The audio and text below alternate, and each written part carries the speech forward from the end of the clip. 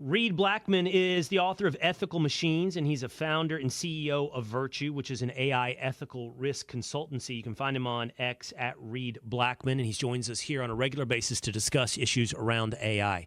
So, Reid, look, this is pretty... You know, a lot of people are pointing out today, first of all, the internet in itself, funded by a DARPA grant, created... always been tied up in the Defense Department and to some extent the intelligence agencies. So the independence of the internet at large and anybody that, by the way, I think Google was funded by a grant as well from some of these agencies, at least in part, you know, which kind of makes you go, well, how independent are these organizations and this entire framework? How independent is it when we're trying to establish, you know, some framework, some ground of free speech? And then here we go. You know, with AI, what do you make of this story from this congressional report on the National Science Foundation? Yeah, so the allegation is something like this, from what I gather. I mean, it's a very long, dense report, but the short of it is something like this. The government is funding various companies that will play a role in ferreting out and ultimately blocking misinformation on social media platforms. The concern, of course, is that government playing a role in potential censorship of views that, of course, the government shouldn't censor because we live in a free society, freedom, we have a right to free speech. And so the government shouldn't play a role in doing that sort of thing. So obviously the major issue is government overreach, government surveillance, and government curtailing of free speech. That's the concern. Yeah. Now, of course, yeah. It's legitimate, though, Reid. Like, look, we know through the Twitter files reporting from guys like Matt Taibbi, the role that our intelligence agencies were playing behind the scenes, FBI, at a minimum the FBI, in helping craft policies with the tech companies when they were cracking down on free speech.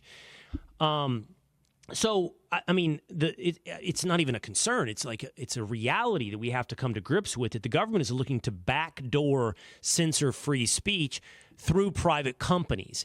And at this point, I think we need to be concerned about also, you know, positive propaganda-based thought origination. So not just shutting down speech, but manipulating speech through the use of artificial intelligence. Yeah, so, I mean, I wonder how much, though, you disagree with what's being done in principle as opposed to in practice. So you might think in principle it's a good idea, but in practice, when the government gets involved, things go haywire because people want to stay in power. As you said earlier, they want to have control, again, so that they can stay in power. But I wonder how much you disagree with in principle. I mean, suppose, for instance, all the way. So I mean, I'm of the view, if let's say China is creating disinformation, right? That it's plainly false. Let's just assume we know it's false. And they're putting it on social media. They're using AI in various ways to amplify that message. And the message is one that would subvert the integrity of our elections. I'm of the view that we should stop that sort of thing. That seems like a bad thing. I think, well, who's going to stop that sort of thing? And I think in principle, our government is supposed to save us from external threats. And that seems like a legitimate external threat. I'm going to back into your hypothetical. Okay, Reid? Yeah. So first of all, in principle, I am pretty closely affiliated to a free speech absolutist. Like, my principle is there is no practical way to implement a virtuous speech censorship. A, who defines what is misinformation?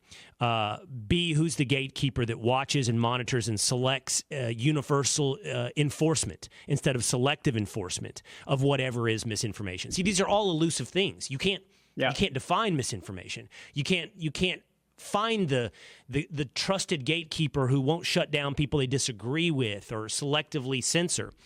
So I'm an absolutist pretty much on that. Now we can push issues like, you know, child pornography or whatever. Sure. We're all going to get to, there needs to be some censorship. But the idea is that the First Amendment is a pretty much absolutist principle, and we start from that.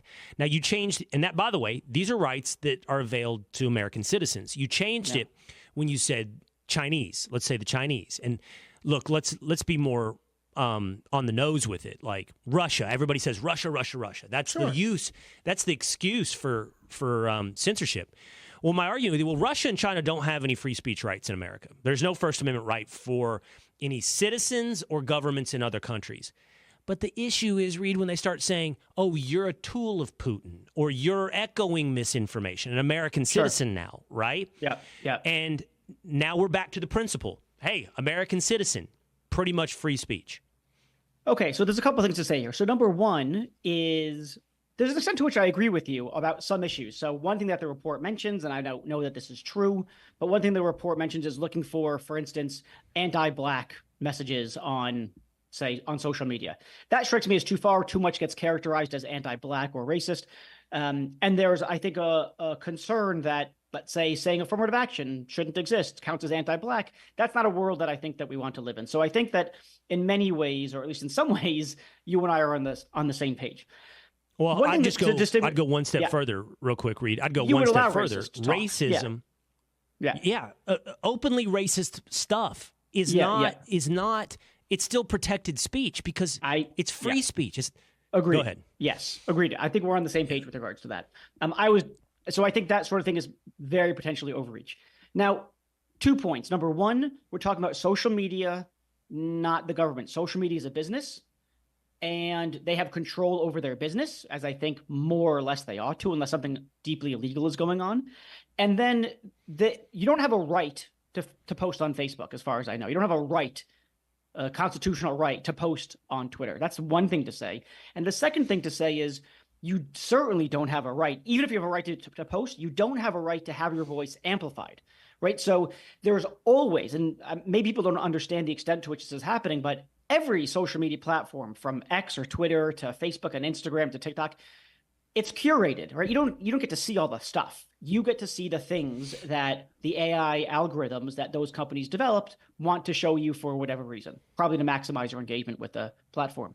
Now, that means it's going to amplify some messages and it's not going to amplify others. You don't have a right to be amplified, right? Sometimes I post on social media and it explodes. Sometimes I post on social media and it falls completely flat. And I don't know why the algorithm is doing something, but there's an act of curation that all of these social media companies are doing. And there is no right for them to curate in a way that amplifies your voice or my voice or any particular individual's voice. It's up to them. So here's my response to that. You're 100% right. So, for example, during the Colin Kaepernick, kneeling during the national anthem thing, one of the points I made is, look, when you're an employee of a business, you don't have full free speech rights in the course of your job for that business. Like a grocery checkout teller can't wear a Make America Great Again hat if the grocery store doesn't want you wearing a Make America Great Again hat while you're working the teller. And an NFL player doesn't have a right to kneel during the national anthem if the NFL doesn't want you kneeling during the national anthem. Just because you have free speech doesn't mean you get to do it on someone else's dime on their platform. And so you're right.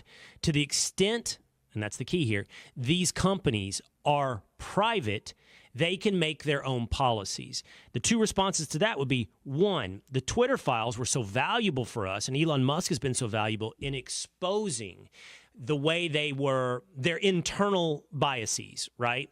And by the way, Google's Gemini AI generation, image generation, did it itself because it was so absurd, right? And so everybody's like, whoa, look at Google, like, wow. And if they're doing that with images, if they're doing it with images, they're doing it with search results as well. So that should have some consumer effect. Knowledge helps the consumer. Like, and by the way, I think Google has 96% of search traffic. Like, they dominate. So. But we should know these things as consumers. We should know that Facebook is doing this. But the second point is, how truly private are they? And that takes us back to this AI thing that we're talking about, Reid. Like, if the government's in the background doing this, how truly private are you? Okay, so, look, I agree that... By the way, I think I'm totally distracted. No one watching can see this, but I have a window up. I can see Reid, and there's another window up the producers have on my feed. Am I watching Sean Duffy in a tank top, done with his hit on the Will Cain show? Is that what I'm seeing? I don't know the guys in his tank top. Control me, can tell me. Somebody in a tank top. Yes, Go ahead, Reid. it actually Go ahead on how truly. It actually is. Go ahead. Yeah, because I had the same return feed up for him during his interview before. I should probably turn that off, but yeah. I see Sean in a tank top as I'm listening to Reid try to very seriously tell me about AI and whether or not it's got government. I could do it in a tank top if you prefer. That's fine. I like a tank top. All right, please address my point, though, Reid. Let's see the point. Well, so one thing that you said that's interesting is that you want consumers to be aware of what what kind of curation they're engaged in. What kind of curation is Facebook or X engaged in? That's only going to happen through regulations that require a certain level of transparency, right? So that's one thing. That sounds like an argument in favor of a certain kind of regulation, or at least one regulation, which I'm sort of fine with, and that's what some regulations coming down the pike are asking for. But it's a regulatory requirement.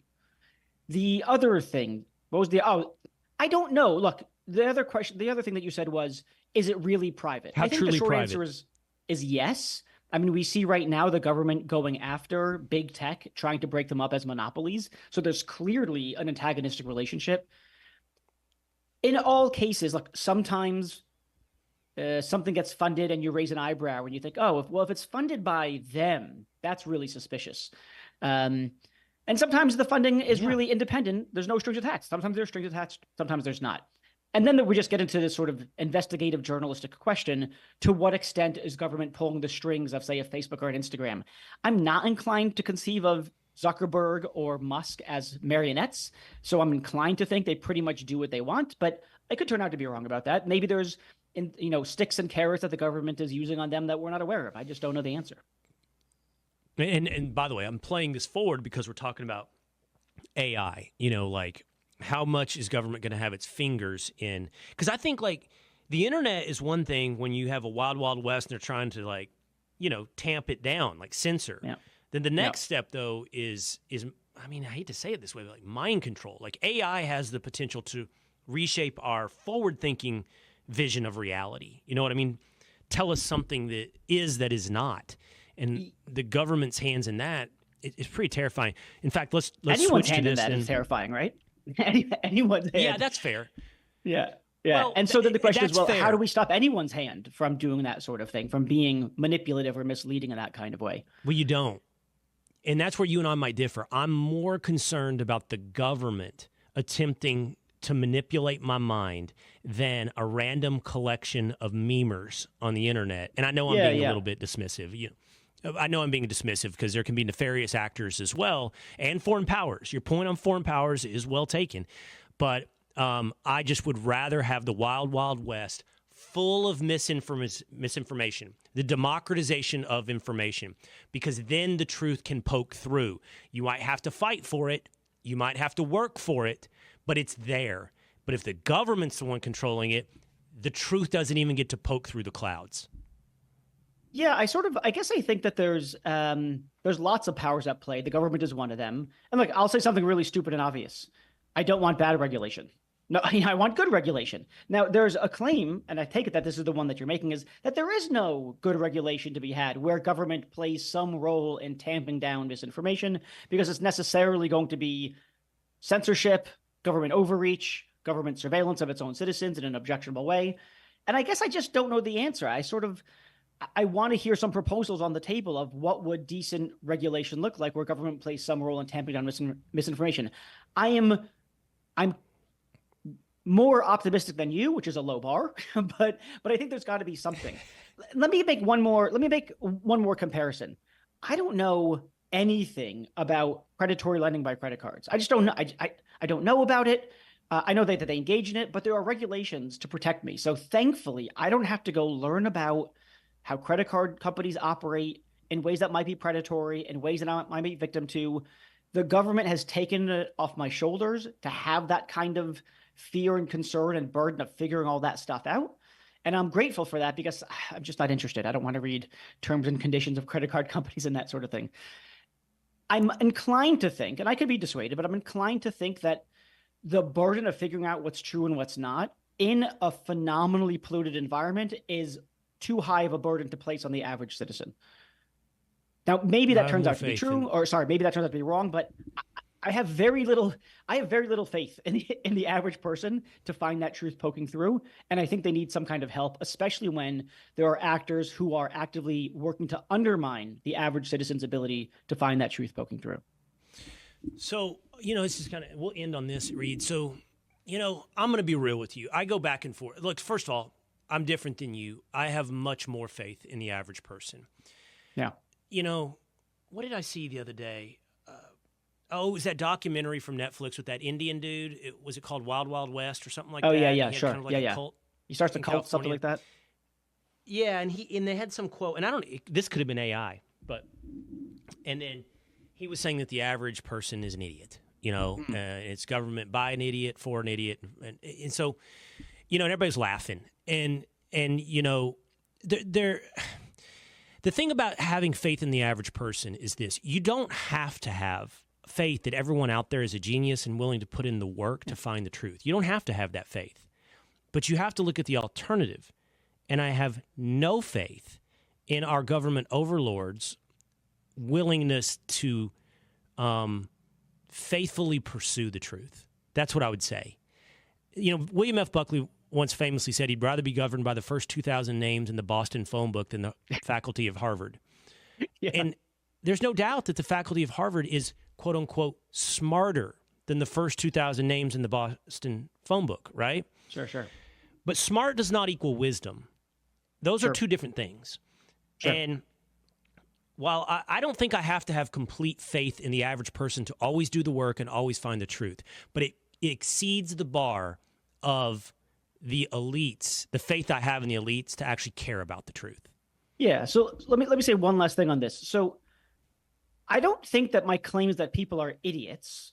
I think my claim is that there are people looking to actively undermine the average person's exercising of their intellectual capacities. Right? So they've got whatever intellectual capacities they do. I generally think, right, you've got everything from Breitbart to New York Times and everything between, and the average citizen has to sort of work it out. What concerns me is actors potentially using AI to undermine people's ability to exercise their intellectual capacities in the appropriate way. And I think that we could, and I think we agree on that front, especially on the foreign political actors front. Well, and then I think the government's role is to protect us from those acts of, if you like, intellectual aggression. Well, they're protecting us from ourselves under the banner of saving democracy. That's what's happened, though. They use, we know, for example, that our intelligence services have interfered in foreign elections and under the banner of saving democracy. Can't let these communists win an election in Italy. We're gonna help spin this election so that it wins for democracy. What we didn't really ever anticipate was them turning it back on America under the banner of saving democracy. Look, at the end of the day, you and I might be pretty close together. We might be a little bit far apart on principle, but we might be very close together in practice. Insofar as, I think you attribute it in many cases to them desiring more and more power. I always like to say, a lot of times it's just incompetence. Like, it's a hard problem. Even if you both are of goodwill, right? It's both, right? But even if you are, most people in our government can't spell AI, let alone wield it in an effective manner. And so between government overreach, general incompetence, I think that there's a lot of reason to push back against it. So to that extent, I think we're on the same page. I don't think we're in the sweet spot yet, but we'll end it here. I think AI right now is actually in a pretty good spot. I think it will get a little better. I like that there is Grok and Chat GPT and there's like however many, and there's no dominant player. I guess Chat GPT is the leader, but I don't think they've won, and with so many different ones, competitors and democratization, there's no capture of AI, but I'm worried we're headed there. Just like Google captured search. Sounds like you're fighting for DEI for AI. Get out of here. I'm fighting for anti-monopolistic end results when it comes to AI that are easily manipulated or captured by government players or anybody nefarious. We don't need one dominant monopolistic player. Yeah, and for what it's worth, the government is pushing back quite a bit in a bipartisan way against tech monopolies, right? So I think her name is Lena. I think Lena Khan, is pushing back she's pushing antitrust laws against the big tech company. So there has been recently pushback against, say, Apple and the way that they operate. They just actually received a $2 billion fine or a $5 billion fine? Was it yesterday by the European Union for monopolistic practices? So for what it's worth, I agree with you that, let 1,000 AI flowers bloom. That's better than it's being centralized and controlled by one entity. And there's reason for hope on that front because, among other things, just natural competitiveness of the market. We also have government pushing against monopolistic tech. And by the way, one of those 1,000 flowers can be your DEI AI if you want. No, Call it I'm Gemini, not. in That's fact, not. and have it owned by Google. We already have that DEI AI. It's owned by Google. All right. Ethical Machines. Check it out. Founder and CEO of Virtue, Reid Blackman. Great discussion. Thanks, Reid. Yeah, always a pleasure, man.